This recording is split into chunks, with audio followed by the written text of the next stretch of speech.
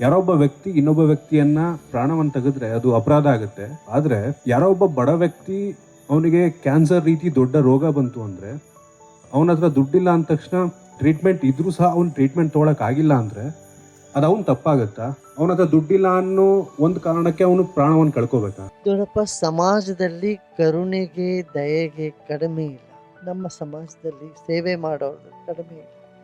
ಎಷ್ಟೋ ವೈದ್ಯರಿದ್ದಾರೆ, ಉಚಿತವಾಗಿ ಅವ್ರಿಗೆಲ್ಲ ಸೇವೆ ಮಾಡ್ತಾ ಇದ್ದಾರೆ. ಈ ನಮ್ಮ ಕರ್ನಾಟಕದಲ್ಲೂ ಅಷ್ಟೇ, ಒಂದೊಂದು ಗಲ್ಲಿಗೂ ಒಂದೊಂದು ಕಡೆಗೂ ಒಂದೊಂದು ಹಳ್ಳಿಗೂ ನೋಡಿದ್ರು ಅಲ್ಲಿ ಯಾರಾದ್ರೂ ಒಬ್ರು ಸ್ವಯಂ ಸೇವಕರು ಇರ್ತಾರೆ. ತೊಂದರೆ ಇಲ್ಲಿದ್ದಾಗ ಅವರಿಗೆ ಹೆಲ್ಪ್ ಮಾಡ್ಲಿಕ್ಕೆ ಬರ್ತಾರೆ. ಆದ್ರಿಂದ ದುಡ್ಡಿನಿಂದಾನೇ ಎಲ್ಲ ಆಗತ್ತೆ ಅಂತಿಲ್ಲ. ನಮ್ಮಲ್ಲಿ ಮಾನವೀಯತೆ ಇನ್ನೂ ಒಣಗಿಲ್ಲ, ಬತ್ತಿ ಹೋಗಿಲ್ಲ. ಮಾನವೀಯತೆ ಸಾಕಷ್ಟು.